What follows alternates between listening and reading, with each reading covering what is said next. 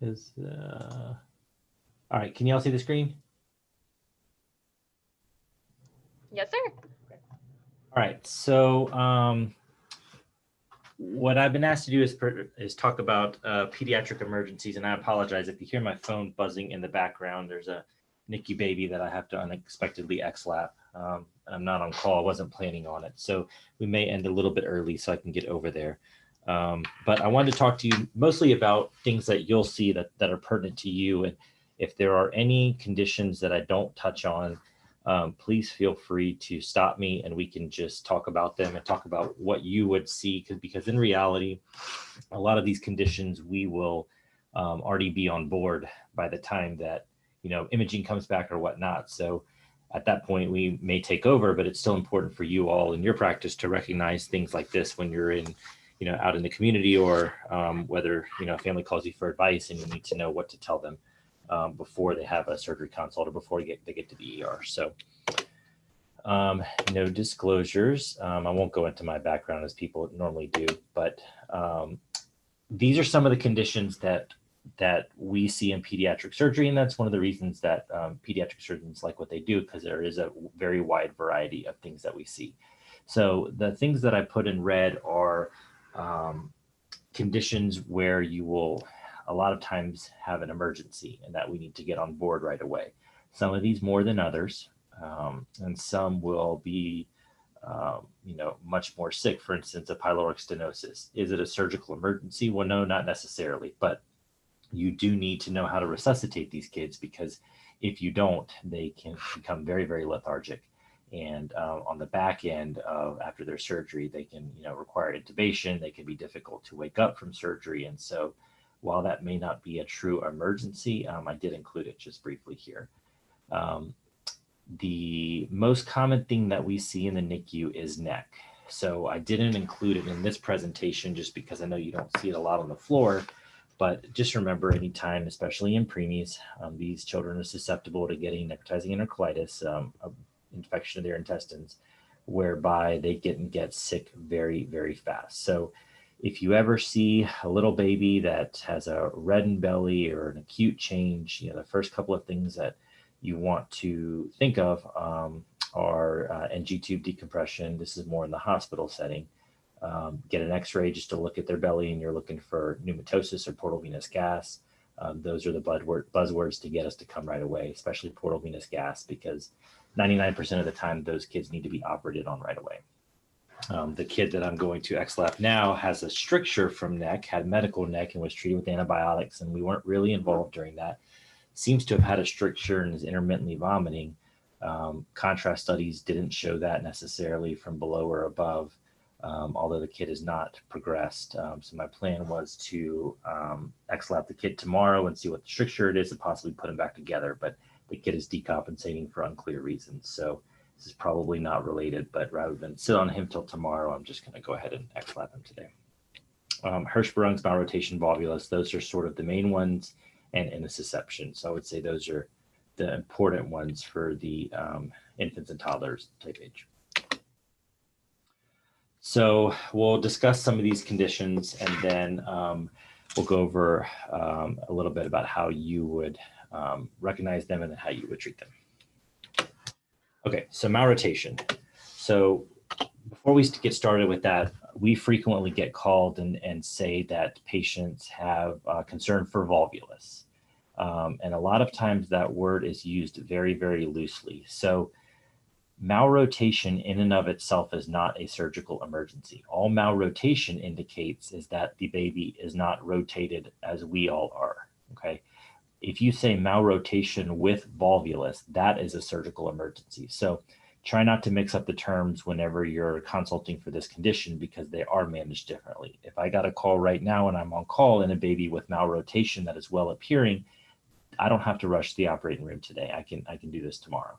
If the kid is volvulized, obviously you have to go to the operating room immediately. So occurs anytime you see something that's common in pediatric surgery. It's usually 1 out of every 5,000 or 6,000 live births. And most of them will present within the first week of life, more so within the first month, and large majority within the first year. You see some numbers there. Some people will say 1/3, 1/3, 1/3. So 1/3 in the first week of life, 1/3 in the first month, the other third in the first year. You can't have people that present later in life and people that present really late in life. I think the lead singer of the Bee Gees died from malrotation with midgut volvulus. So obviously was not diagnosed till he was, I think, in his 60s. So as I said before, malrotation is when your intestine does not rotate correctly. And we'll go a little bit into what that means. I'm a visual person, so I like to see pictures. It helps me conceptualize things much better. So it usually occurs around the 10th week of pregnancy. Okay, so we always talk about the ligament of Treitz or the duodenal-jejunal junction, the DJ or the DJJ, failing to cross midline. The DJ junction lies inferior to the duodenal bulb, and then you get a lateral view that shows your duodenum is not going retroperitoneally. Okay, so when we ask for an upper GI, we're looking for those three things. You want to see it cross midline, you want to see it come up to the level of the duodenal bulb, and then the reason they do a lateral is because you want to make sure that the duodenum goes posteriorly towards the spine and that it's retroperitoneal. If all of those things are present, you do not have malrotation. You have sometimes a condition where it does cross midline and it does go retroperitoneal, but it doesn't come up to the level of the duodenal bulb. That's somewhat been classified as a varying degree of malrotation, but that's pretty rare that you see that. And all of this comes about because there isn't a 270-degree counterclockwise rotation around the SMA. Okay, so you see in red and green. Okay, so the way that I visualize this is your cecum, your cecocolic loop in green. You start, can everybody see my mouse when I do this? Yes, no, maybe? Yes. Okay, so you start down here and you think of your cecum, and this is your SMA. So you all think of it as a clock or an axis. Your cecum, your appendix comes off of your cecum. So your appendix is in your right lower quadrant. So let's imagine this is your belly button, even though it's not, it's your SMA. And you imagine this is the right lower quadrant. So this is how I visualize it. It starts below the SMA and it does 3 separate 90-degree turns and it ends up in your right lower quadrant. That is where your cecocolonic loop ends, okay? By contrast, your DJJ, your ligament of Treitz, your duodenal-jejunal loop, whatever you want to call it, starts above your SMA and it does a counterclockwise rotation and it ends up to the left of the SMA, to the patient's left of the SMA. That makes sense because your ligament of Treitz is crossing midline. It's left of the spine, okay? So that's how it ends up here. So anytime you don't have this degree of rotation, that's where you end up with a condition called malrotation. This just shows a little bit of the time and timing of it again, how you rotate around your SMA. And again, this is somewhat just showing what I just talked about, where you have separate 90-degree turns and eventually you end up in your position. And so this last picture just sort of focus on this. You see your stomach comes here, your stomach comes around, it goes over to your duodenum, it crosses back midline, and then you get your ligament of Treitz right here. And then your small bowel kind of goes all over the place, okay? And if it doesn't do that, then you have a variant or just, straight malrotation. And that was your cecocolic loop, the same thing. Your cecum ends up in a right lower quadrant down here, and then you have your appendix in the right lower quadrant. So up to a third will present with midgut volvulus. Again, this is where you call and you say, we have midgut volvulus. If you have midgut volvulus, one of two things has happened. You have either proven that with your upper GI, or you are very, very concerned that this patient has an acute abdomen. Please, please, please remember bilious emesis and malrotation until proven otherwise. It does not mean you have midgut volvulus, but it is malrotation until proven otherwise in a little baby. I got called from the ER, it was probably 9 months ago or a year ago, and I was down there for another reason. And there was a little baby, a 3-week-old with bilious emesis, and they were getting a pyloric ultrasound, and that made 0 sense to me. So if you have bilious emesis, your first inclination is that you need an upper GI to rule out malrotation, okay? because if you don't, that patient can volvulize and can lose all their intestine. And the rest of the stuff is pretty self-explanatory. Okay, so you may start with the plain film, and that's perfectly acceptable. Start with the plain film, see what's going on, but then you have to go to the upper GI. And as I told you about, you're looking for the 3 things on an upper GI, okay? If you see corkscrewing, then that is malrotation with volvulus. You don't need corkscrewing to just show you malrotation. Remember, that shows you the volvulus. And so what you essentially have is, instead of this, where your small bowel is not fixed, except at your ligament of Treitz, your colon is always fixed. For those of you that don't know, so your colon goes up your right side, across, which is your transverse colon, down your left side, and out your poop chute. And your small bowel is all mixed in there. And this is what you will see when you have malrotation. So your cecum is not fixed in the right lower quadrant, and your ligament of Treitz, or your DJJ, instead of coming across midline over this way, it goes straight down. Okay, and this part, like a cauliflower stalk, if the stalk is very narrow, it can twist on itself. If the stalk is very, very large, like a sheet of paper or some broad-based mesentery, you're less likely to volvulize. But when it's in a thin, narrow stalk, that is where you're susceptible to twisting on that stalk. So another way let's just say your upper GI was not,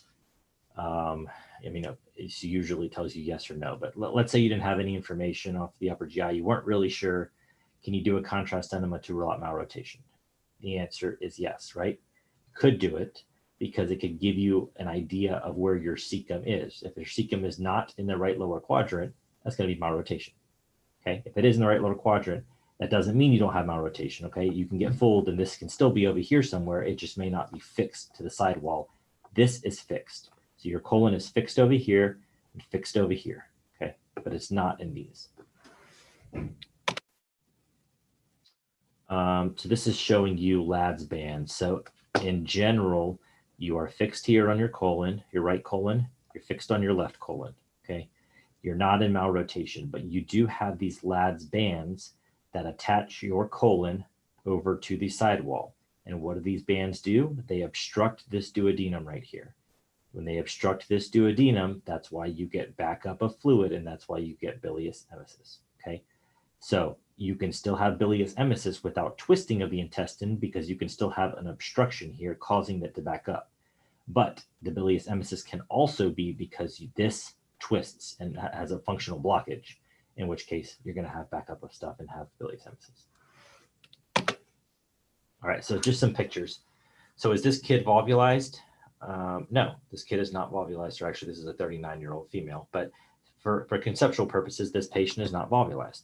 So stomach is very distended here, okay? You have your esophagus coming in your stomach. Your antrum goes into your pylorus, and you have your duodenal bulb right here, okay? Then you do your C loop, which goes retroperitoneal, and it comes up to the level of your duodenal bulb. So this right here is your duodenal bulb level. So you want to see it come up and then back down. If it comes over, but just kind of stays low, that can be a variant of malrotation. So this does come all the way up. So you have 1 check mark. Number 2 check mark is it crosses midline. And then the 3rd check mark is, does it go retroperitoneal? And you don't know because you don't have a lateral view. This is your lateral view. How do you know it's a lateral view? Because you see the spine right here, okay? So your spine is on the right of the picture, not straight up and down. So you see the duodenum going retroperitoneally here. So this is a normal upper GI. Okay, so this is kind of what I said. Okay, so this on the left side of your screen, you see the small bowel spiraling and going straight down the right side. Okay, so this kid is malrotated. Right here, you see malrotation, right? This intestine is not twisted, but then the intestine twists on its narrow mesentery. And this is what causes your volvulus.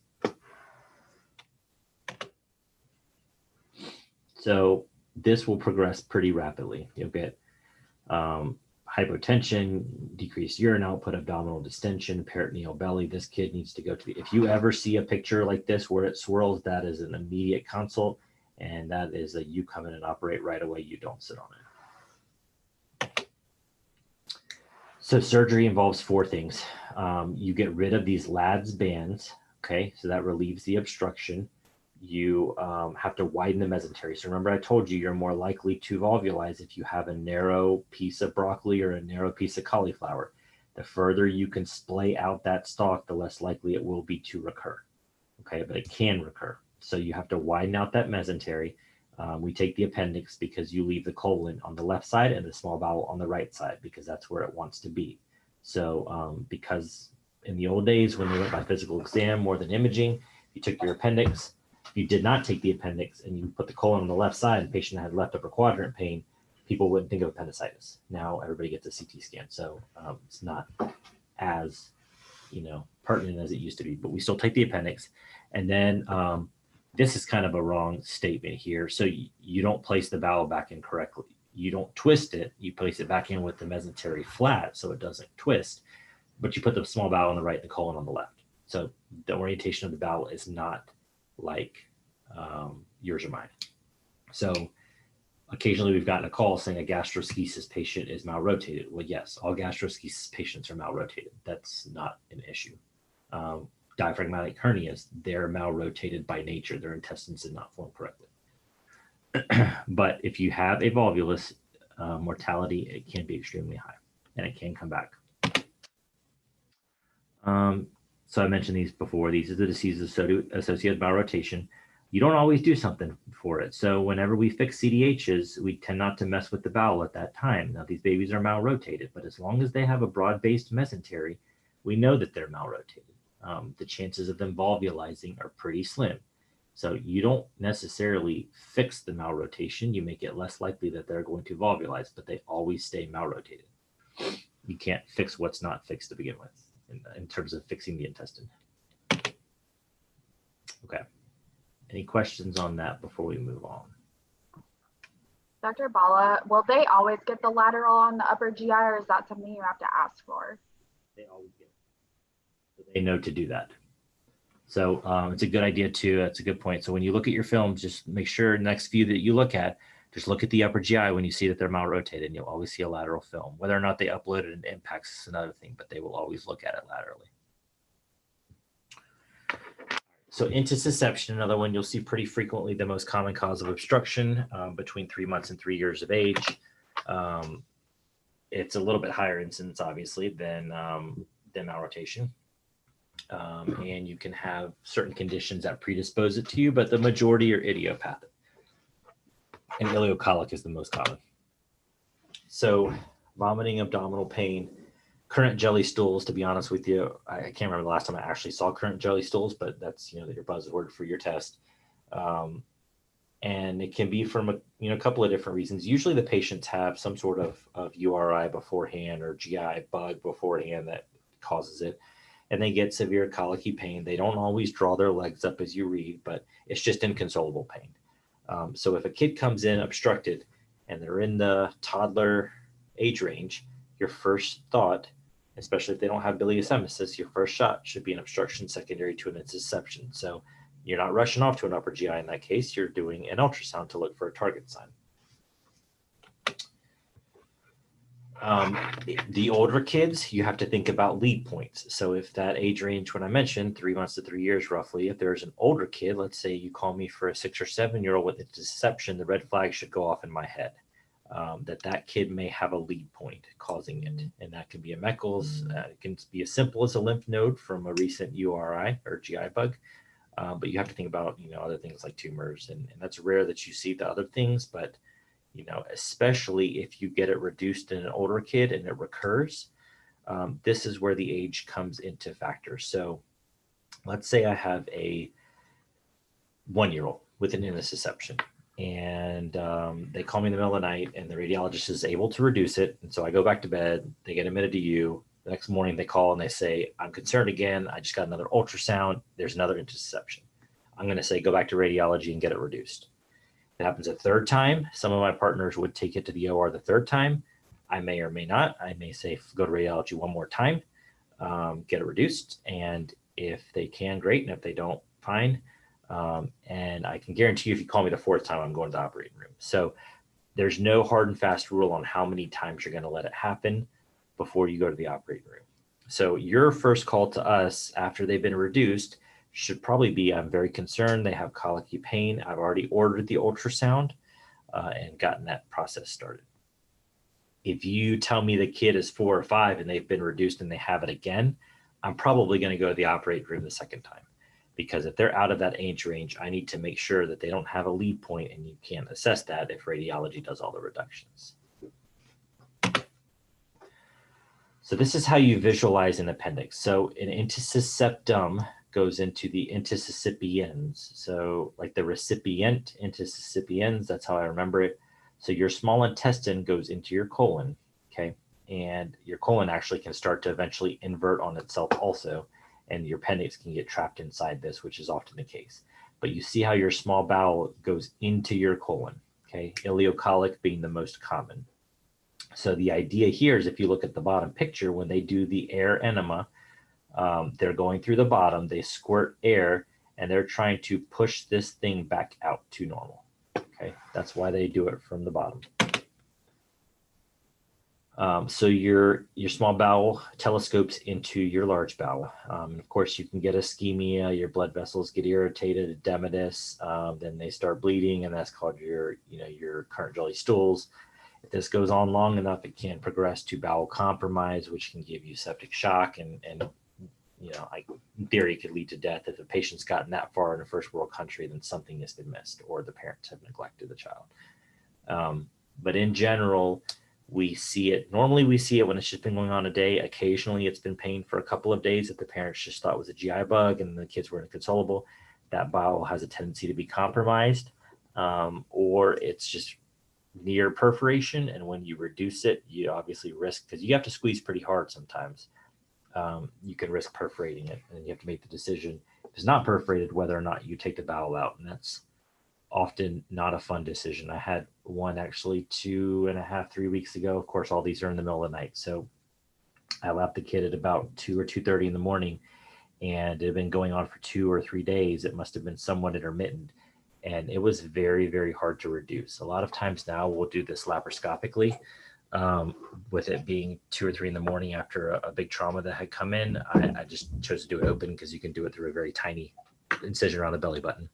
And it was very hard open for me to even reduce it. So there's no way laparoscopically I would have been able to, just by pulling or tugging. And when I finally did get it to pop open, the bowel was very, very, very ischemic. And so I let it sit for 10 or 15 minutes. And even then it pinked up, but it wasn't quite normal. And I made the decision to leave it and close. And, it took a day or two before you really start to relax when the patients do better, because that can progress if it doesn't reperfuse well, and it can be necrotic. So you have to make that decision when you're in the OR. This is another picture to kind of just showing you, I've already shown you, but it essentially causes a bowel obstruction. So what are you looking at on the ultrasound? You're looking at a target sign. That's pretty classic for it. And then in your air enema, like I said, air contrast enema, air enema, depends what they want to do. But essentially, you're trying to use air and pressure to push this small bowel back and pop it open. And a lot of times they can get it wherever the intussusception is, whether or not it's in the transverse colon or even the left colon. They can get it all the way over to the transverse colon and usually down the hepatic flexure. But sometimes they can't pop it back from the ileocecal valve. So that's where it gets stuck, and then you have to operate. If it somehow gets past an ultrasound, i.e. maybe people weren't thinking about that as the primary and found it secondarily, and you get a CT scan instead, you'll see this on the CT scan. So you'll see a little target sign on the CT. And this, again, we see ultrasound. So you see the difference in the bowel and the outer loop of the bowel and the telescoping within being hyperechoic. Ignore this part. I don't do this anymore, and some people may still do that kind of incision because it's ileocolic. So you would think you make a right lower quadrant incision that's right there for cosmetic purposes. I don't like to do that. So I make a tiny incision around the belly button because you can hide that much better and eviscerate the bowel. You have to pop it open. Sometimes you do have to tug pretty hard to get it to open up. Of course, you don't want to perforate it. And it's a small chance of recurrence. So we'll always keep these kids. I mean, we keep them anyway, but you want to make sure the next day they don't have recurrence of their symptoms.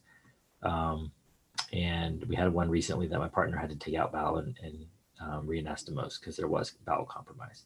If it's, to be honest with you, if it's during the day or even at a reasonable time at night, laparoscopy we've done many times. It is a viable option, but in the tiny babies with such a small incision that you can essentially hide, trying to fight the OR with laparoscopic equipment in the middle of the night is sometimes more trouble than it's worth.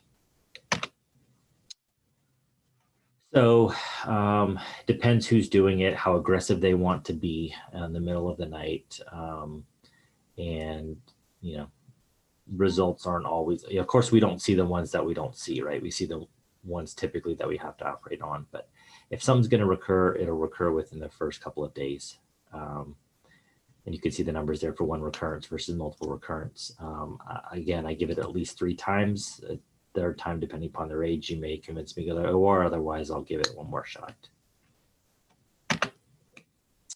This is not our protocol. This is the protocol at Children's Hospital of LA, but you can kind of see what they do. Just one thing I wanted to point out here is just make sure these patients are resuscitated. So if you all get, I know the ER does a lot of this, but if you all get called for some reason and you're managing this instead of the ER, don't forget during all of this point, the patients need IV fluids.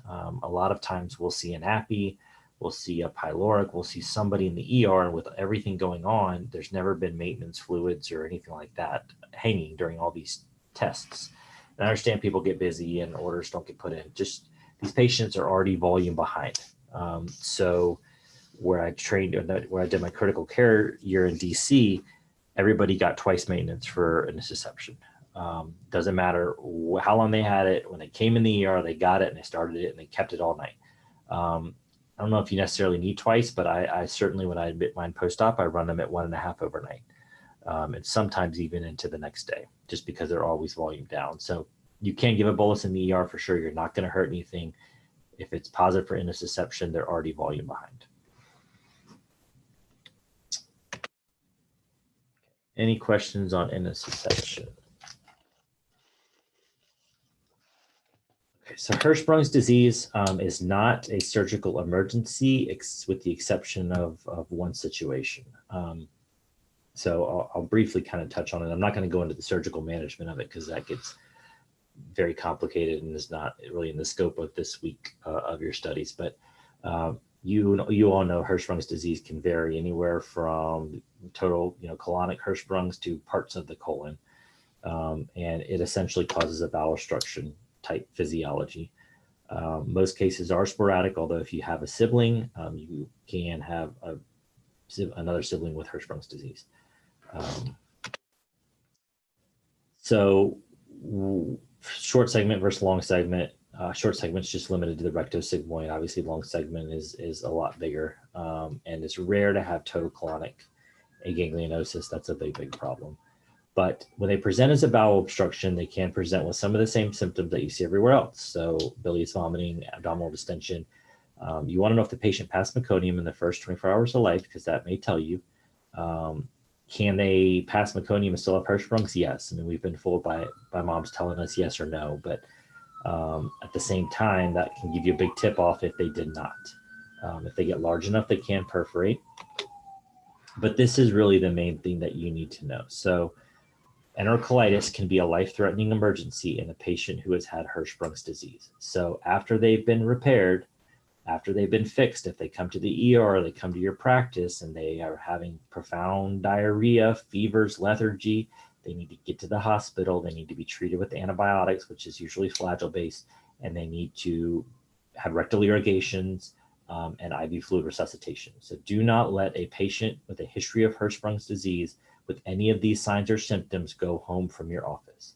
Make sure you call the hospital, call the surgeon, call who you need to call, but don't treat their diarrhea and symptoms the same as you may somebody else who's completely healthy who just has a bad GI bug, because this can be life-threatening in these Hirschsprung's kids, even after they are fixed. So we get contrast enemas to look for a transition point. And so what you're looking for in the contrast enema in Hirschsprung's is your rectum is always bigger than your sigmoid, right? Because we can all hold poop before we have to go to the bathroom. So we have a rectal vault. In patients with Hirschsprung's, their cells don't go all the way to the end. So they get more dilated because they're pushing, trying to expel this stool. So you have an inverse relationship between your sigmoid and your rectum.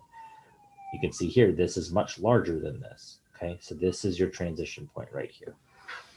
So that's suspicious for Hirschsprung's, and that patient needs a biopsy. So for Hirschsprung's, yes, you need a surgical. Now, this isn't an emergency. You don't need an emergent surgical consult. This is more for if they have enterocolitis. And for standard Hirschsprung's, you don't have to do antibiotics right away. It's really for the enterocolitis that you do.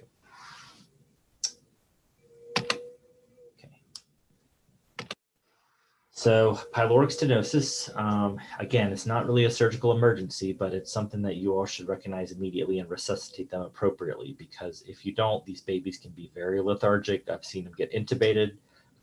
I've seen kids come in with CO2s that you wouldn't believe that have to go to the ICU, and it is days before we can operate on them to get their labs somewhat normalized. So if you, and this is a type of patient you probably see more in your outpatient practice for those of you going into just gen peds, than any of the other ones I previously mentioned, because a large majority of that stuff is found in hospital settings. But just remember, these patients, similar to the intussusception, they are always volume down because they've been throwing up for days, and you guys have tried formula changes, and 99% of the time that's worked, and the 1% when they have something else going on, it hasn't worked. So they come to the hospital with frustrated parents because they've made all these changes, and so we try to tell them, well, listen, for every kid that it works on, for every 10 that it works on, you're the ones that it didn't. So the pediatricians did the right thing and tried formula changes and milk proteinology and all that other stuff, and there was something else going on. But you can't ultrasound every single patient who has any sort of emesis, or you'd be ultrasounding the entire baby population. So this is what we use in my fellowship. We don't necessarily stick to it here, but this just goes to show you when their electrolytes are this out of whack, how many boluses they actually need. And then we also run them at maintenance and a half. So they're already pretty volume behind. So you're never going to be faulted in a patient with pyloric stenosis if you go ahead and start a bolus. And then reassess their labs. So the first time we instituted this protocol, we had nurse practitioners overnight, and the fellows took call from home, and they didn't necessarily recheck labs as often as they should. So instead of getting rebolused hours apart with recheck of labs, the patient got like 140 per kilo the first night or first 24 hours of fluid. That was way too much. So once we do fix them, I feed 2 hours later. And when they don't throw up, twice in a row, I let them go home. So usually that's day one. Appendicitis typically is not a surgical emergency, with the exception, you'll probably see 1 or 2 while you're here at most, where these patients come in perforated and they are peritoneal and sick from perforated appendicitis. So anytime you have an unexplained acute abdomen or peritonitis, perforated appendicitis should always be in your differential. I've seen it as young as 2 years old, but more so the older population, or older than that, a few years older than that. So these kids can get very sick. And as you all probably know, when we see an appy, if it's 5 days or less of pain, then we typically go to the OR. Even if it is perforated, you just deal with all the pus. After about 5 days, you start to get phlegmons or abscesses starting to form, and it's just a mess in there. So you try to manage those with antibiotics, IR drains, and take out their appendix 6 weeks later. That is called an interval appendectomy. But sometimes you can't do that. So if a patient comes in, they've been having abdominal pain for 7 days, we CAT scan them. They have abscesses, which are well formed. I would normally treat those with interventional radiology drains, but they are just peritoneal. They have to go to the PICU. Their belly is distended. They look awful. Sometimes you have to take those patients to the OR and wash them out and get source control. Again, that's not going to happen very often, but you will see it. So you get a tissue edema process, necrosis, and then the kids perforate. It really is a great masquerader. So sometimes you won't have that in the back of your head, and you'll be thinking about all these other conditions, and it actually is just perforated appendicitis. And it's really, really hard in little kids because they don't tell you. Here's some of the other things that it can be. I suppose you all may actually see ovarian torsions too. Same with testicular torsions. That's a similar process where it needs to go emergently. Everything else shouldn't be, unless it's a perforated Meckel's, shouldn't be an acute abdomen. You shouldn't have to rush to the operating room, other than large bleeding from ulcerative colitis. I guess that's another. And I kind of told you the decision operates, a lot of it's based on timing, as long as the patient doesn't look toxic or septic or in shock. Obviously, if they are, then you have to go to the operating room and get source control, because antibiotics alone are never going to change the outcome of that. But if they're not in shock, then you try to hold off if it's been, rough 5 or 6 days or more. My limit is 5. So if it's 5 or less, I go to the operating room no matter what. If it's more than 5, then I try to treat at interval, but that does depend on the CT and how well the abscess is formed, because you can't always rely on patient history.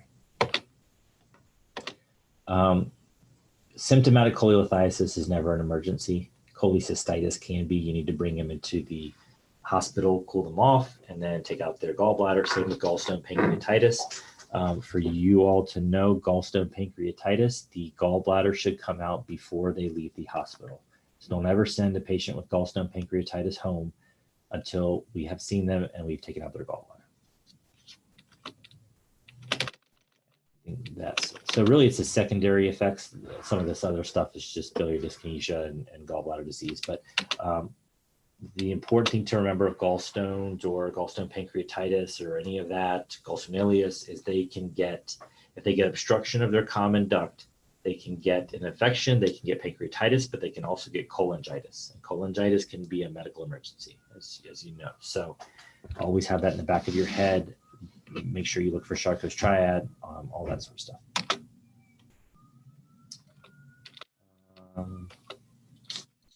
We probably know all about this. So your studies would typically be an ultrasound. If we get involved, for a lot of times for biliary dyskinesia, we do HIDA scans. So again, it's the same with everything else. You're going to do IV fluid resuscitation, antibiotics. That's what we always start with in the infectious conditions. Necrotizing colitis, you want to do that. Appendicitis, you want to do that. Gallstone disease, you want to do that. And then once they're resuscitated, get them to the operating room. And I think that's it. Is there anything else that you all wanted to talk about that we have not talked about?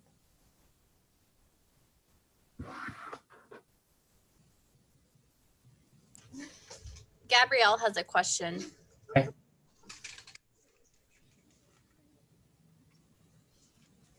I wrote it down, dang it.